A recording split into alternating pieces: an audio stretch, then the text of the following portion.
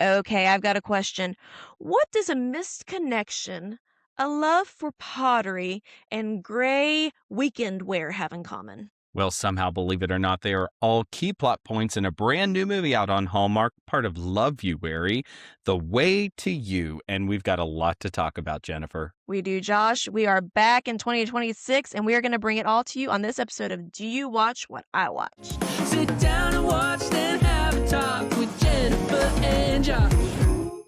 Well, hey guys, I'm Josh alongside Jennifer. And if this is your first time checking us out, welcome to the podcast. We've been doing this for a few years now. And what we like to do is take the deepest of dives into holiday movies, Hallmark, Lifetime, Netflix, etc.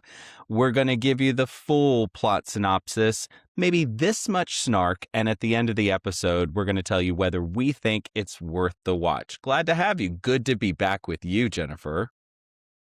I know. It feels good. We usually take January off, as our faithful listeners may know. So it feels good. We're cleansed from the holiday season and ready to jump into Love You Wary. So here is the plot summary for this movie, The Way to You on Hallmark. New Yorkers Emma and Conrad agree to help each other find their missed connections after a subway blackout. Their search might lead to love, but not where either of them expects to find it. Let's go. So we kick things off in a bustling New York City subway system where our leading lady Emma is a gallerist, which I've never heard that term before as an occupation, but I like the sound of it. Sounds very fancy, doesn't it? It does. She's talking to her friend about meeting his deadline for the big opening. There's a big empty space on the wall. He needs to fill it. And I guess they had some sort of brief dating in the past, but it's in the past. They're just buds now. Thought he was going to show up more in this movie than he does. Same here. I was like, oh, pay attention to him. We'll see him later. And we do for about 5 seconds, but that's it. Yeah, I thought we'd see him more. Very brief. Very brief. Yeah. Okay. So cut to our leading guy, Conrad, and he is an investment banker. He is breaking up with his girlfriend of only a few weeks because the love wasn't instant like it was with his parents. So Conrad may not have a total grip on reality of how love works. He might be a little fairy tale, which I think is interesting because usually they make the female lead that person with her head in the clouds. This time, Conrad's head's in the clouds a little bit. Which is surprising given that he's a finance guy and he's very type A, very by the book, early riser, whole 9 yards. It is kind of this flip-flop that's pretty interesting. You're right. Mm-hmm. Emma is telling her sister, oh, by the way, Emma is played by Kim Matula and Conrad is Aaron O'Connell. We've talked about their movies before. We love them. I was excited to see them together. Okay. So she's telling her sister and brother-in-law what she wants in a man. And she is like, maybe I need somebody more stable and reliable. They concoct a plan for her to take the subway to the financial district. And maybe she can bump into a responsible 9-to-5er. She rises and shines the next day and staggers between the trains. And we see Conrad. He finds a book on the ground. And he then finds the girl who had the book. And it's not Emma. No. Like I thought it would be. It's this other girl named Simone, I think was her name. Maybe later. Mm-hmm. And he has a little meet cute with her. Cut to Emma. She's on the train and she's got sparks flying with another guy, not Conrad. And they're both separately talking about books and art and literature and things that you totally wouldn't talk to, someone about 5 seconds in a meeting with them. But hey, the sparks are sparking so much so that the power goes out on the subway. I would feel What some will sort of happen way if that next? happened to me. Yeah, I would have instant anxiety if I got stuck on the subway. These people act like it's everyday occurrence. Nobody seems alarmed at all when the power goes out on the subway.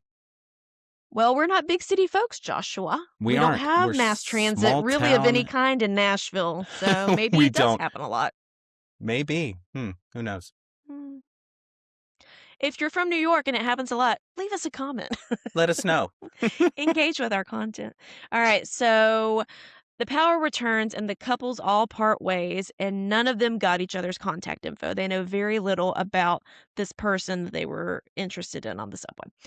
Cut to Conrad's financial bros telling him, hey, put a missed connection out on the City Express paper. And people do it all the time. You never know where it might lead. I think this is all for naught because let me tell you right now, Simone did not seem interested in Conrad, and he's going to get his heart broken. I could tell you that right now. But he gives it a go. He puts an ad in, and we're going to see what happens. Emma comes across it and thinks that he's describing her because he kind of was, except he wasn't. It was just like this, winky dink thing. And they arrange to meet up, her and Conrad. When they meet, they realize they're not each other's people. But they end up chatting anyways, and he describes his mystery girl's ring that she was wearing and that she was going to an art show. Luckily, Emma is a gallerist and is very in tune with the New York art beat. So she's like, I will help you find this girl because I appreciate this, quest. And in return, you can introduce me to a finance guy. And here we go. We're off in the movie. Now, I did not remember, I know I read the synopsis enough to know that we wanted to talk about this movie. I did not remember really the detail. I thought they were going to be the ones that met on the subway and were trying to find each other, like we've seen in Destined at Christmas, like we've seen in We Met in December. I was ready for that. So I'm happy that this was a little bit of a twist on that story. What did you think? It felt very much like a fresh little twist. And it was this sort of thing where they were working together toward a common goal to benefit the other person. And there is this will they, won't they the entire time that I kind of enjoyed, not to show my cards a little bit too early, but I was here for it. It really, I think, kept my interest. What about you? Agreed. Same. I was here for it. So we get Emma's sister and her husband. They're finding a new apartment. So Emma is stuck looking for a new place and she tours like a studio apartment. She doesn't know where she's going to live. So we have that going on. We get Emma and Conrad, like you said, they're meeting up early. They're going to walk and talk and he's trying to find out more about her, what kind of guy she wants. She makes fun of him because he wears all gray in the morning for these early morning runs and he's a finance bro and whatever. So that's kind of like a running gag that we get. But she's definitely more fun. She's funny. This character was funny and artistic, but not so like goofy like they can be portrayed sometimes. It wasn't like she didn't have a good head on her shoulders or anything like that. She was just a little creative and maybe used the other side of the brain than he did. You know what I'm saying? So he does. They're on one of their walks. They bump into one of his work buddies, and she ends up going on a date with this guy.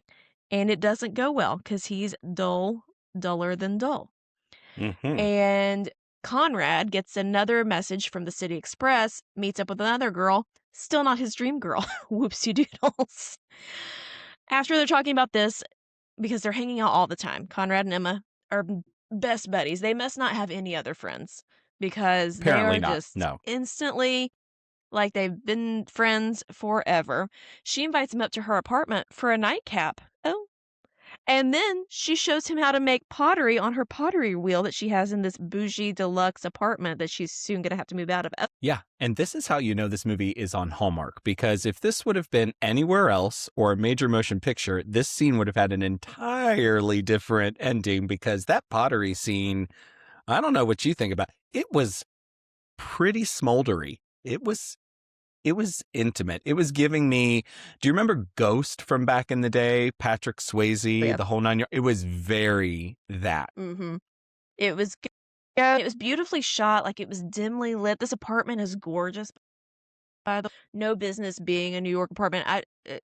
What? This brother-in-law worked at the children's hospital, and A his doctor, wife, the sister, was probably. like a teacher or something, wasn't she? Though I don't know. Something. I guess Yeah, I we're don't know. using his income to pay for this apartment, and then they're just going to move out. I was confused by that. They're going to move out and leave They're going her. to find a new place, yeah, on the Upper West Side. Leave her, yes, in the Bronx. Mm. Yeah. Anywho, very steamy pottery sesh. And then they're like, uh-oh, we might be liking each other, but is that okay? We don't know. So Emma invites Conrad to like the sister and brother-in-law's going away party dinner thing at this bar. And she gives him a list of potential girls. She's like, I think all of these girls were at the art event that night where that jeweler was. Maybe one of them is your dream girl. And oopsie doodle, at the restaurant, they turn around when she's at the bar, Emma's at the bar, and she sees the ring. And it's Simone. And Mhm. she has this like she has this struggle on her face. Okay, do I pretend like I didn't see that and I don't know who this is, even though I definitely know who this is, or am I a good friend? I'm gonna tell Conrad this is your girl and connect them. And that's what she chooses to do. No, she had feelings for Conrad. That's how you know she really loves him because she wants the best for him. Agreed. And I'm so glad they did this way because they could have done the thing where she ignored it and then felt some sort of way about it and then had to sort of circle the wagons on that. And I just love this scene for sure. Mm-hmm. Mm-hmm. Emma gets a little jealous and lonely, and she's like, I'm going to call up the finance bro. We're going to give this another go. I can maybe try to date him again. He was cute, but, dry as dust. And somehow there's this whole thing with Conrad and boring finance bros thing that they're going to like expand their business to Tokyo. So they might be moving to Tokyo. It was a couple weeks, then it turned into like 6 months, and there's a merger and acquisition and something, something. So it results Conrad and Simone, the ring girl, and Emma and finance bro, basically on a double date at this very fancy work dinner thing where I really did enjoy this scene. Conrad and Emma are like jealous of seeing the other with somebody else and are passive aggressively talking, oh, you haven't talked about how many kids you want already? And they're like, no, we're on like our third date. Oh, we already talked about that. And like daggers were flying more than they usually do in a Hallmark movie. I enjoyed this scene. Yeah, it was definitely kind of a catty vibe between the two of them, but it was rooted in this place of mutual appreciation. And I really liked that. It's like they were both on their Mhm. own kind of arc trying to figure it out. Usually it's just one of the two trying to figure it out. This was Mhm. genuinely both of them kind of in the same place about the other person, which I thought was great. Yeah. So the work dinner ends, and Conrad's like, hey, I'm going to go to Tokyo for 6 months. So Emma and Conrad say their goodbyes. And it was very touching and very sweet. And then Finance Bro's like, hey, Emma, it's time to go. Cabs are here. Because, he'd already picked up earlier in the movie that Conrad and Emma should be together, but they didn't acknowledge it. So he knew, he wasn't a dummy. He knew what was happening. But I guess this was his, like, flexing, like, I won the girl kinda thing, "Come with me, Emma." I don't know. It felt Didn't like love that. him. Yeah. Wasn't supposed to love Kind him. of icky. Didn't even write his Nope. name down. Yeah. Nope. Not Mm-mm. worth it. Okay. So, Conrad's gonna move to Tokyo, like, the next day or 2. Very, very soon, seemingly.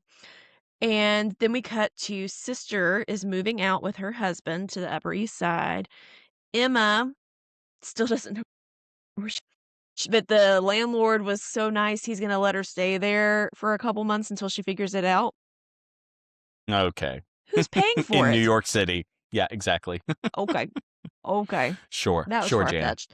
But Yeah. Emma turns out, okay, so I guess it was a little bit more than a couple days because she's ended things with finance bro. She's talking to her sister and she's like, I just don't know. I really did have feelings for Conrad, but I didn't act on it. Now he's going off to Tokyo. Conrad texts Emma, I miss. Just I miss. That was funny because he was sort of Because he was. on his phone trying to figure out what to say and he just didn't know. And then he was starting to say like, I miss you. But before he got the you, the car pulled up and he had to sort of throw his phone in his pocket. I thought that was really funny. It was, and they were like, "I miss what?" And they're like, "Well, he didn't say you. I miss you. That's what he means, right?" Or he could have missed something else. He could have missed his connection. Like, they were all kind of like the sister and brother-in-law and Emma are all frazzled outside of this moving van trying to figure out what should she do. So she calls him. He doesn't answer. He's probably on the flight already going to Tokyo. But then she calls him, leaves him this long voicemail confessing her feelings. And who should basically run them over in his Uber but Conrad. Near-death experience, almost hit Emma in the street, Wheeling screeches up, tires. Yeah. and they tell each other how they feel about one another, and he's like, hey, I ended it with Simone. She's like, hey, I ended it with finance bro. He's like, hey, your stuff is already packed and you don't have a place to live yet. Why don't you come with me to Tokyo for 6 months?" And she Wow. says yes, and they kiss. The end. Quite the grand gesture at the end. I was like, okay, we're doing that. All right. Yeah. It's time for gold or coal. Okay, it's time for our gold or coal segment. If you're brand new to the podcast, I think this might be the most popular segment we've got, Jennifer, because what we do is we give gifts. Each of us brings 3 gifts to the podcast. If it's stuff we like, we call it gold. If it's stuff we're not so hot on, we call it coal. And if there's more gold in the total, we think it's worth the watch. This time, because we love a good reference or a pun, we're going to say it's the early bird gets the worm. And if it's more coal, in other words, we don't think it's worth the watch, we're just going to call it worm food, because there was this whole bit about getting up early and she is not one to rise early. Are you an early riser, Jennifer? I am. I'm much more an Yes. early riser than a night owl, and having Hmm. children, That skews it all. doesn't help Yes. that. I Yes, yes, mean, yes. given if I was left to my own devices, I would wake up at, like, 8, but I got a job Yeah. and kids, and so, Life be lifing. Yeah. usually I try to be at work at 6:30 in the morning. Impressive. All right. On to the gift giving. Hit me with your first one. What'd you think about this movie? So my first gift is gold, and I already alluded to it. I loved that we turned it on its head, and it wasn't just that they were the missed connection. I thought that was so clever. Again, if I'd actually read the synopsis and processed it, I would have known that. That's what it said in the synopsis. But I was surprised by it because that part did not register to me ahead of time. And I thought that was really great. It was a unique way to tell this story, and I was here for it. Good. I agree. My first gift is gold. I thought Kim Matula was absolutely great in this movie. And I think it's also because I just love the way that they wrote this Emma character. And you sort of alluded to this a little bit earlier. She's an artist and she's quirky, but she's quirky in this really fun and funny way where you just sort of fall in love with this character as you go and you really want the best for her. And so I thought she really brought it to life in a way that reminded me why she's one of those that I always enjoy seeing on the network. So gold for Kim. Yes, Kim Matula was in Ghosts of Christmas Always. And Mm-hmm. then what else has she Loved her been in in that we've that. talked about on the pod? Oh, Ghost of Christmas Always. Go watch that if you haven't. She's amazing. But she's been in other movies. I can't remember if we've talked about any of them yet, but she's great. I've loved Aaron O'Connell. I'm glad he's back on the network. Haven't seen him in a movie in a couple years over here. So, yes, I was glad to see them. I love that scene where she was trying to figure out what to wear for the Mm. date. And she Mm-hmm. had basically it was all like turtlenecks, but different jewel tones and things. And the sister was working. So she was stuck trying to do this with the brother in law. And like, basically, his answers were So wrong, but cute. every Yeah. like, the witty banter that she had, the snappy dialogue, I was here for it there. That leads to my next gift. I will give gold for the sister and brother-in-law characters. They were more than just, like, regular B characters. They had a purpose. I don't know why they were moving, really, but they were moving, which was putting her life in a tailspin, but they really had a great relationship with her, and he also had this quirky thing that he has, like, giant puppets. Because he works at the children's hospital, but, like, the puppets just show up in the moving van at the end. They talked about it a little bit in a throwaway line earlier, and I thought that was really funny. I just really liked them, so Yeah. gold. They were three-dimensional. They weren't flat like Mhm. sometimes they can be. More gold for me. I thought this bar scene where they were out to dinner and she has this inner conflict when she realizes that it is Simone across the bar. So well done. Mhm. You can see it on her face. She does great face acting in this scene about this inner conflict where she's not talking to anybody, but you know exactly what's happening in her brain. And then, especially the aftermath of her decision when she does tell him that that is Simone, she has this really great scene with her sister where you see the couple off in the background and she's there hanging out with her sister kind of in the aftermath of doing the right thing but feeling all sorts of ways about it. And I just thought it really did a great job of kind of bringing all of those plot points together. It was just a great scene for me. It was so great. Yeah, agreed. My last gift is gold. Listen, I love this movie, y'all. It was shot so well. I don't know if I guess the director, production, like it just had this smooth, like comfy, cozy overlay on it. I don't know enough technically to talk intelligently about it. Okay. I'm just going to say it just looked elevated more than I feel like sometimes the Hallmark movies or any of these rom-coms are like really overexposed and oversaturated. And this just looked really pretty. It just had a soft, welcoming touch to it that I enjoyed very much. Yeah. That was going to be mine, and I'm going to give gold for the same reason. This movie just felt really warm to me, right? It's taking place in the dead of winter, but it felt really warm. And I think they did a really good job of scouting the right kind of locations. Like the art gallery actually felt like an art gallery. The fancy restaurants felt like fancy restaurants. They weren't sort of hotel conference rooms that we dressed up to look like something they aren't, which is sometimes what we can get in these. They were actually the legit spaces that made it really sort of feel the way I think they wanted to feel. And you're right, this thing was shot so well, colored really well. It was just start to finish. I was surprised at how much I enjoyed this movie. I thought it was great, Me too. No notes. Loved it. And I'm not always super high on the movies except the Christmas movies. We right? started this to talk about Christmas movies, but we put the feelers out to you guys, and you do want us to talk about movies other than the Christmas movies sometimes. And we looked at the Love You Weary lineup. They all kind of look like bangers. So we are off to a great start. If Love You Weary is anything We like this are. for the rest of the month, Here sign me for up. it. 100%. Here So we had for it. 6 gold in the total. We're going to call it the early bird gets the worm. And, we put this out on our socials. And if you're not following us on our socials, we would invite you to do so at Do You Watch What I Watch? And our good friend Tina weighed in with her ever so ubiquitous 3 heart smiles. So we know that she loved it. We know plenty of people did. And we hope you'll give this one a shot and watch it too, because it is a great escape of a flick. And that, dear friends, is another episode of Do You Watch What I Watch? Hey, thank you so much for joining us. If this is your first time here, welcome to the family. Be sure and like this episode. If you did, be sure to bop that like button on YouTube. And while you're at it, hey, go ahead and write us a 5-star review on your favorite podcast platform. That really helps us connect with more potential listeners. And actually, Josh, I looked earlier and on YouTube, we have 791 subscribers. I would That's amazing. love to get to 800. Can we get to 800, guys? If you're listening and you're Can we? not following us on YouTube, I would love to click over to the 800s. It doesn't mean anything really, but it just No. seems crazy. It's crazy that anybody listens to this. So we Amen. truly appreciate it.